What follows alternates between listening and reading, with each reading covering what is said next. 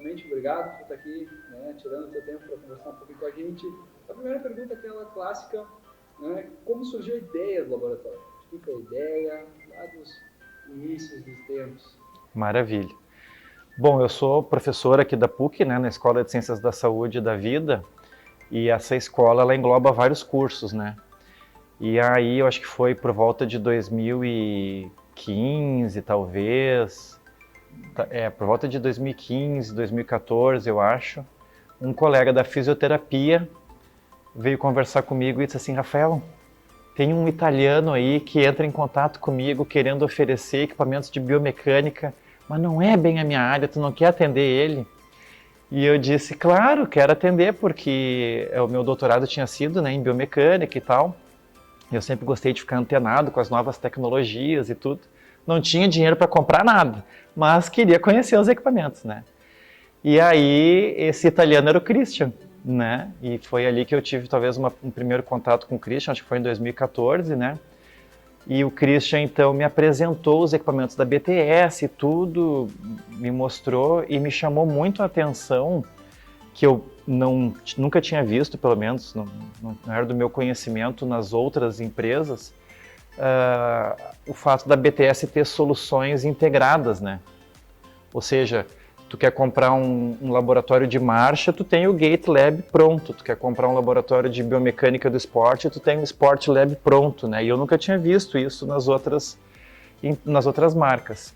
E eu disse assim, bah, mas isso aqui é ótimo, né? Porque tá tudo aqui pronto. E ainda o Christian me explicou a possibilidade de comprar as coisas de forma modular, né? E investindo no laboratório, né? Compra algumas plataformas, depois compra algumas câmeras, vai montando, né, realmente. E eu na minha cabeça sempre achava que isso era muito difícil, porque se tu comprasse assim de módulos, e principalmente de empresas diferentes, depois botar tudo isso a conversar e a sincronizar, né? Eu já tinha visto algumas experiências em outros laboratórios, eu sabia que isso era meio complicado. Então, eu gostei muito da solução. Mas, como eu disse, não tinha dinheiro para comprar nada. Então, fiquei em contato com o Christian e tal. A gente se encontrou, inclusive, em outros eventos depois, né? Quando vocês estavam expondo, né? Kinetec e tal. E aí, nessa época, a PUC ela tinha uns editais de pesquisa internos, que ela mesma botava o dinheiro, que era um edital para estruturas de pesquisa multiusuária. Como é que funcionava? O professor tinha que escrever um projeto, né, e demonstrar que aquele equipamento que ele ia comprar para pesquisa ia servir não só para a área dele, mas para outras áreas também, né? Então, contava pontos se eu pudesse demonstrar que aquele equipamento que eu queria comprar ia ser legal para educação física, para fisioterapia, para engenharia biomédica, para, sei lá, medicina, né? E ali, então, eu comecei a aplicar e adquirir alguns equipamentos com vocês, né?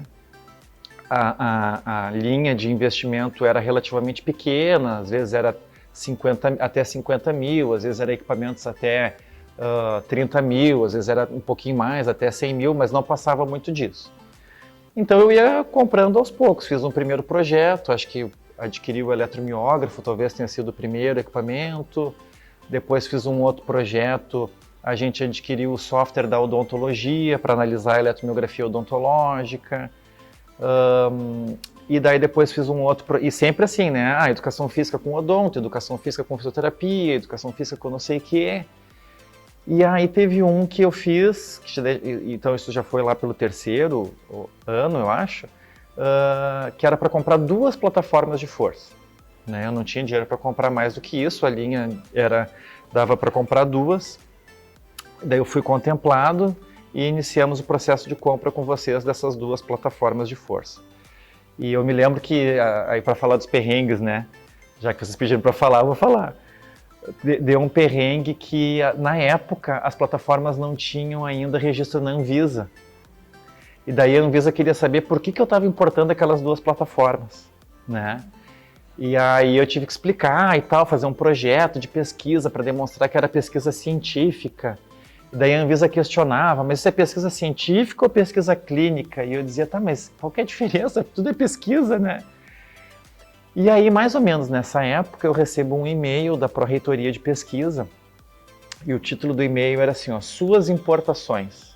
Pá, daí eu pensei assim, pronto, né? Deu algum chabu lá com a Anvisa, bloquearam as importações. Mas não era um assessor da Pró-Reitoria que queria conversar comigo. E daí eu cheguei lá na reunião e ele me perguntou assim, Rafael, eu vi que tu adquiriu, né, no nosso edital aqui há 2 anos atrás o eletromiógrafo. Um equipamento de eletromiografia junto com o pessoal da fisioterapia e tal. Eu disse, é. Aí depois passou um tempo, tu adquiriu software para odontologia com o pessoal da Odonto. Eu disse, é. Já fui me encolhendo na cadeira, assim, do tipo, o que eu fiz, né? E ele, bom, agora tu está importando 2 plataformas de força, né, num projeto com a engenharia e tal. E eu disse, é. E ele olhou para mim e disse, por que tu não monta um laboratório de biomecânica? E aí eu quase me caiu os butiá do bolso, como a gente diz aqui no Sul, quando ele falou isso, né? E aí eu disse, olha, eu não monto um laboratório de biomecânica, porque um laboratório completo custa 2 milhões de reais, sei lá quanto custa, né? E aqui eu vou ganhando nesses editais de pesquisa 30 mil, 50 mil, 100 mil, né? Daí ele me olhou e disse assim, não, mas eu não sei se um laboratório, né, que atenda diferentes áreas da universidade, diferentes cursos, que possa servir a pesquisa, para aulas práticas, para prestação de serviço, né, para graduação, para pós-graduação, não se justifica esse investimento. Daí ele me disse assim, vou te dar 2 opções. Ou a gente importa essas tuas 2 plataformas de força aqui e não se fala mais nisso, ou eu não importo as tuas 2 plataformas agora, vou segurar a compra, tu monta um projeto de um laboratório, te articula, né, com outros cursos, com várias áreas da universidade, demonstra o potencial desse laboratório, né, para tudo isso que a gente está falando, justifica outras vias de captação de recursos para complementar os investimentos da universidade e volta aqui com um projeto de laboratório. Aí, o que vocês acham que eu escolhi, né? Escolhi, obviamente, montar o projeto do laboratório e ele ainda me disse assim, não vai achando que vai ser moleza, ele falou. Tu vai ter que fazer várias articulações, né? Vão te perguntar onde é que vai ficar esse laboratório, quem vai coordenar, né? Em que escola ele vai ficar, né? Mas eu acho que vale a pena tu fazer esse movimento porque é um laboratório que tem potencial. Aí saí dali e comecei, né, a fazer as reuniões, a entrar em contato com os diferentes gestores, com os pesquisadores, demonstrar que o laboratório poderia ser útil para várias áreas, né? E a fazer esse trabalho. Em paralelo, entrei em contato com o Christian e disse assim, Christian, surgiu essa possibilidade aqui. Surgiu a possibilidade de a gente montar um laboratório de biomecânica na PUC. Vamos construir um orçamento, aí, um projeto, uma previsão, né? E aí também esse assessor da Pró-Reitoria tinha falado assim, monta um planejamento, um cronograma físico-financeiro, né? No primeiro ano tu vai adquirir tais equipamentos, depois no segundo ano tu vai complementar com tais equipamentos, etc. Daí fui falar com o Christian, né? E aí ele disse, Rafael, mas então vamos fazer o seguinte, ao invés da gente pensar num laboratório com 2 plataformas de força, que é assim o mínimo talvez, né? Vamos pensar num laboratório com 8 plataformas e aí tu vai ter um dos maiores pisos sensorizados do Brasil, né? Para fazer os estudos de marcha, né? E corrida e tal. Eu disse, vamos embora, né? Vamos fazer. E aí montamos esse planejamento, começamos a fazer, né?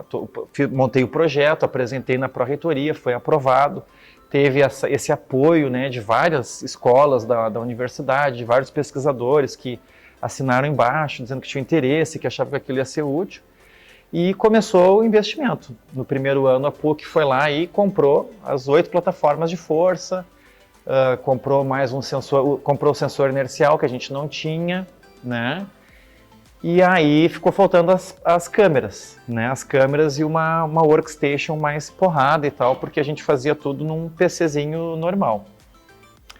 E aí o que aconteceu? Veio aquela crise terrível, né? Ali de 2018, eu acho, 2017, 2018, que a universidade deu uma segurada. E aí eu pensei assim, agora me ralei, né? Porque peguei e investi todas as minhas fichas em 8 plataformas de força, teria sido melhor pegar 2 plataformas e algumas câmeras, né? E ter um laboratório mais equilibrado do que ter 8 plataformas e nenhuma câmera. Em paralelo a isso, eu também pensei assim, seria legal se eu fizesse outros movimentos que também justificassem o laboratório e que também complementassem, né, a importância da biomecânica dentro da universidade.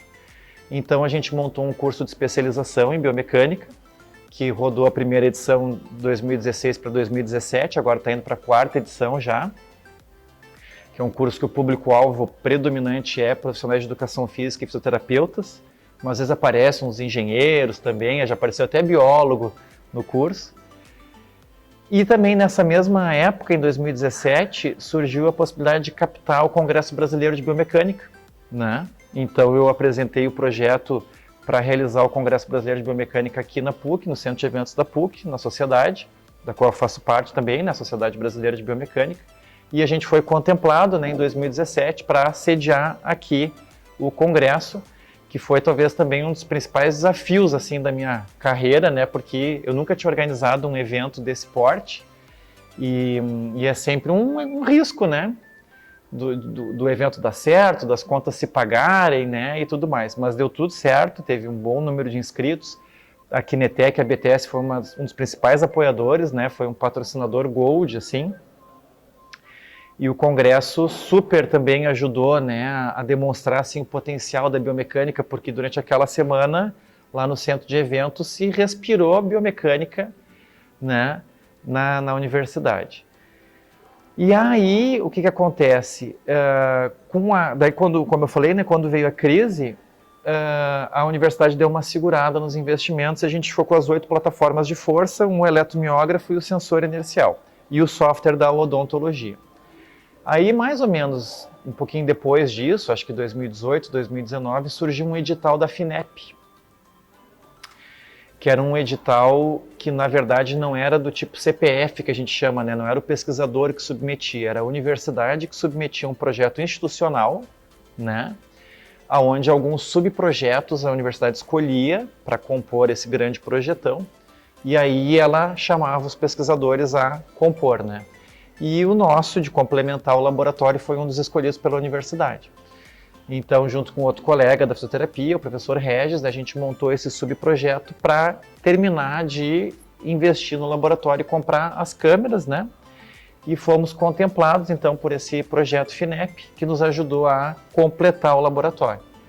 Aí, demorou um tempão para a FINEP liberar a verba, acho que uns 2 anos para eles liberarem a verba. Ainda daí veio a pandemia, e aí eu sei que em 2020, eu acho, liberou a verba e tal, retomamos o processo de compra, né, das câmeras com vocês e tudo. Daí estourou a pandemia, né?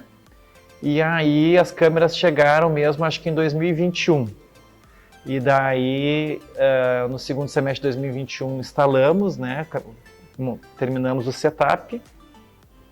E aí também surgiu a questão, né, de que já que agora a gente ia completar o setup da biomecânica e completar o laboratório, onde ia ficar esse laboratório, né, e onde a gente ia instalar. E eu também queria muito instalar as plataformas no piso, né, e não como estava antes na forma de passarela, porque a passarela nos limitava muito. Se a gente queria fazer um ensaio de corrida, né, um teste de corrida, alguma coisa assim, na passarela ficava meio ruim. E aí, conversando com o nosso gestor, então, teve a possibilidade de trazer o laboratório para esse local aqui, onde a gente está hoje, e instalar as plataformas, né, no piso. E aí, claro, surgiu também uma nova etapa de negociação com a instituição para os investimentos necessários, né? Porque daí tudo tem, abre o buraco no chão, e a parte elétrica, e a fixação das câmeras, né? E aí tudo isso ocorreu então ao longo de 2021, e aí pronto, e agora estamos aí em 2022 com o laboratório montadinho, instalado, né, com 1000 coisas acontecendo. Então, mais ou menos, se eu não esqueci de nada, resumindo, a história é mais ou menos essa. Fala um pouquinho, Rafael, sobre a importância desse laboratório.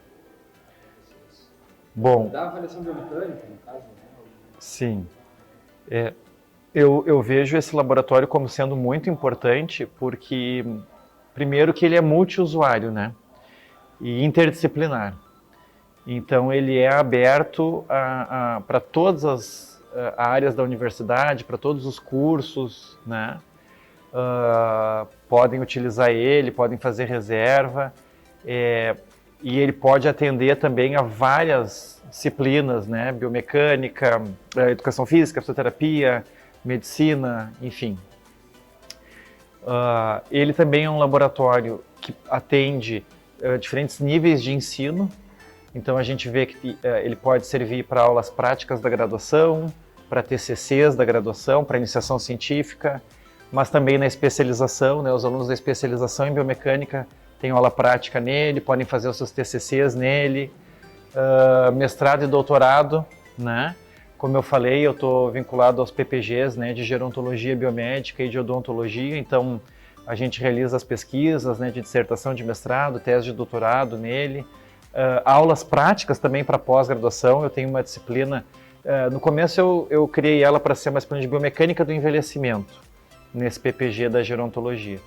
Aí eu descobri que eu achei que ela estava muito específica, daí eu mudei de nome para biomecânica avançada, porque tem já a biomecânica na graduação, né, que é mais fundamentos, e na pós-graduação o aluno poderia ter mais essa visão da biomecânica voltada à pesquisa, né, no laboratório. E eu também vejo o laboratório como muito importante e a gente está trabalhando nesse sentido junto com o Centro de Reabilitação da PUC, que é o nosso parceiro nessa iniciativa, com o professor Pedro Deon, da fisioterapia, que é exatamente a parte de prestação de serviços, né, que a gente estava conversando antes. Então o Centro de Reabilitação agora está interessado em estruturar, né, um serviço de avaliação biomecânica da caminhada, da corrida, e colocar isso no cardápio de serviços que ele oferece. Então já tem, né, a reabilitação que o centro faz e tudo, e aí o Pedro deslocou um fisioterapeuta, o Maurício, que inclusive foi da primeira edição da especialização em biomecânica, que está aprendendo a mexer nos equipamentos e está estruturando então um protocolo de avaliação biomecânica para que a gente possa prestar esse serviço para a comunidade também. Então, eu vejo, né, dessa forma. Perfeito. E voltando um pouquinho antes, né, como era antes? O que mudou, basicamente, com a estruturação desse laboratório? Né? Essa foi uma muito boa a tua pergunta, eu não tinha pensado nisso, porque mudou da água para o vinho. Porque antes a gente tinha um equipamento de eletromiografia de uma outra empresa bem mais simples, mas assim, bem mais simples mesmo, uma empresa local aqui, com fio, né, vivia dando problema, o sinal ficava cheio de ruído, enfim, super limitado, né, as possibilidades que a gente tinha, né, e era isso que a gente tinha, não tinha muito mais além disso. Então não dava para fazer muita coisa, né. Com a aquisição dos equipamentos da BTS, é outro mundo, porque a gente começou a poder fazer muito mais coisa, a gente percebe assim que os equipamentos são muito mais robustos, o que eles entregam, né, o sinal, a própria eletromiografia, eu vou dar uma aula prática de eletromiografia, o sinal que o equipamento da BTS me entrega, ele já vem bem mais limpo, com menos ruído, menos interferência. São sensores sem fio, né, que dão total liberdade de movimento, o que na educação física é muito importante, né? Então a mudança foi disruptiva. Eu vou sair um pouquinho aqui do nosso script também para te fazer uma pergunta assim, tu como professor, te sente realizado? O que tu sente quando tu vê esse laboratório aqui? Eu me sinto muito feliz, muito realizado, com certeza, né? É a realização de um sonho, conseguir montar um laboratório de biomecânica assim completo, né? Mas ao mesmo tempo que eu me sinto realizado e feliz, eu também olho para frente, né? Bom, tá, agora que a gente tem essa Ferrari aí, né? O que a gente faz com essa Ferrari agora, né? Exatamente, uma responsa e um mundo de possibilidades que se abre, né? Então agora começa esse trabalho de botar o laboratório para funcionar, né? E fazer com que ele atenda muitas pessoas, né? Que a agenda dele fique lotada de pessoas querendo utilizar e dar aulas práticas, ou coletar dados, ou fazer avaliações, né, de pacientes, atletas, etc. Então esse eu acho que é o desafio agora. A pergunta que me veio na cabeça seria a seguinte aqui, talvez já começou a responder, e o futuro da biomecânica? De forma geral, tá? Pensando assim no futuro da biomecânica de forma mundial, local, com relação a esses equipamentos, o que tu acha qual é a tua visão do futuro disso? Essa é uma excelente pergunta, né? No âmbito mundial, eu não sei se eu teria muita propriedade para responder, porque eu também não estou tão inserido assim, né, internacionalmente para falar sobre isso.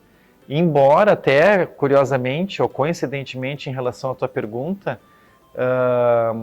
também mais ou menos durante a pandemia, eu fiz um contato com a professora Chiarella Sforza, lá da Universidade de Milão, né?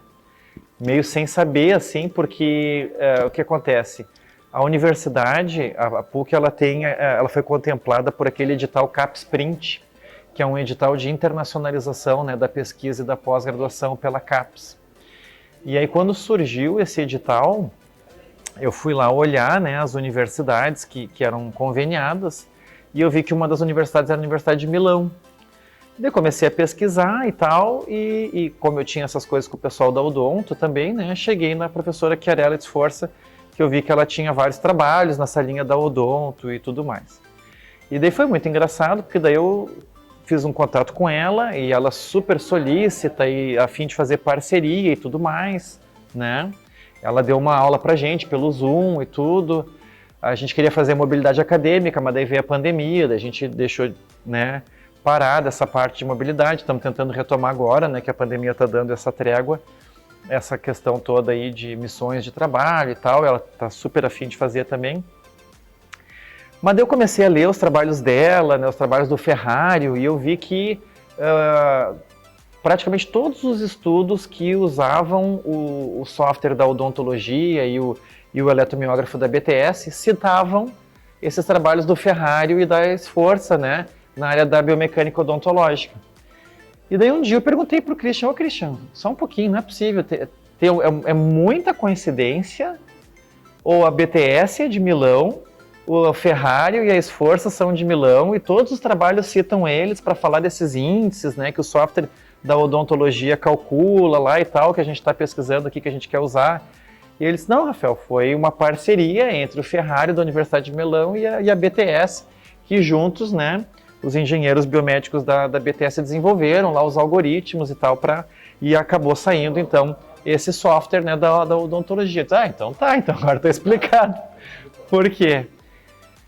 Mas então, para te responder assim, de forma mais objetiva, do ponto de vista do futuro da biomecânica para nós aqui, né, local, na nossa universidade, no nosso laboratório, o que eu vejo?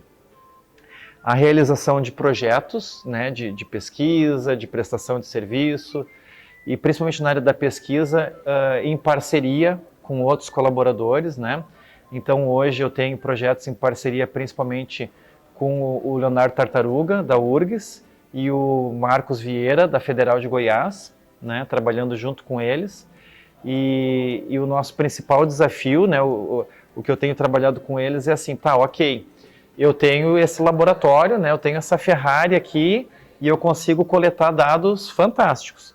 E do ponto de vista clínico, né, os protocolos ali do software me entregam um relatório clínico super bom, rápido, né, que gera rapidamente ali as informações para o centro de reabilitação, é ótimo.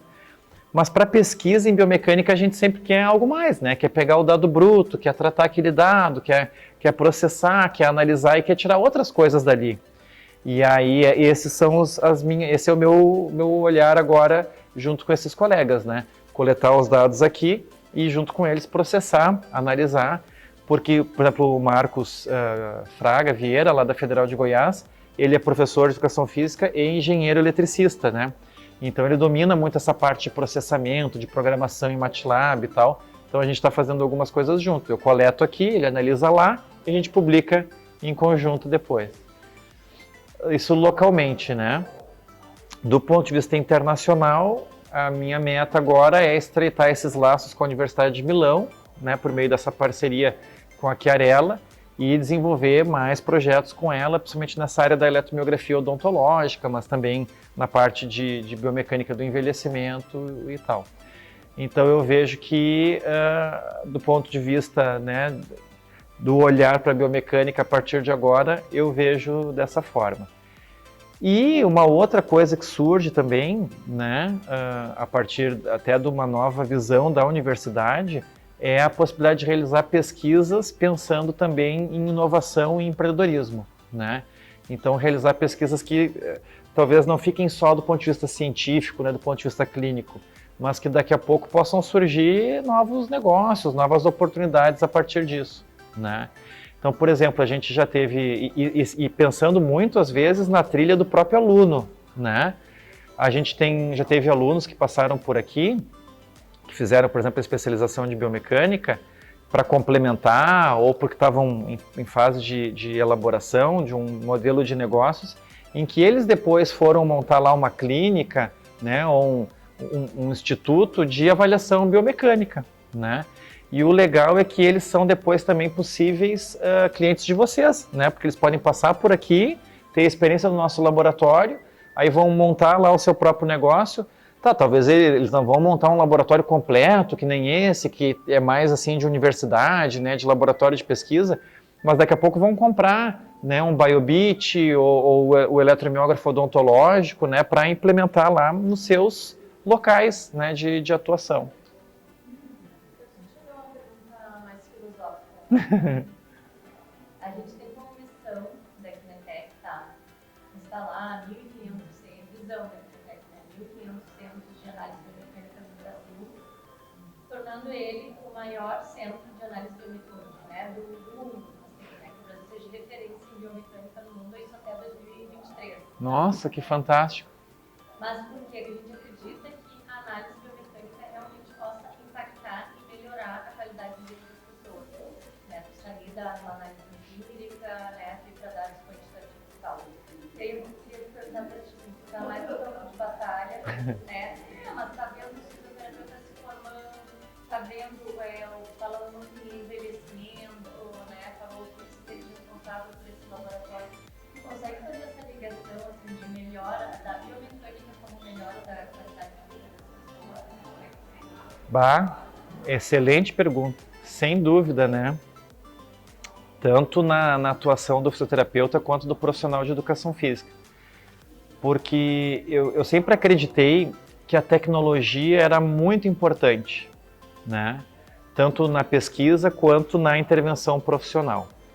Por exemplo, na educação física, tem pessoas que até bem pouco tempo atrás falavam assim, não, mas tu pode fazer educação física só com um cronômetro, um apito, né, e uma trena. E eu acho que isso limita muito a atuação do profissional, né? Então eu acho que por meio da tecnologia, né, o profissional que investe e adquire tecnologia, e claro, ele precisa aprender a mexer nessa tecnologia, né? Ele tem condições de prestar um serviço muito melhor para os seus pacientes, para os seus alunos, para os seus clientes, né? E quantificando, né, fazendo uma intervenção baseada em evidências científicas, né? E, consequentemente, ao prestar esse serviço mais qualificado, ele vai estar conseguindo melhorar muito mais a saúde e a qualidade de vida do paciente dele, do aluno dele, né?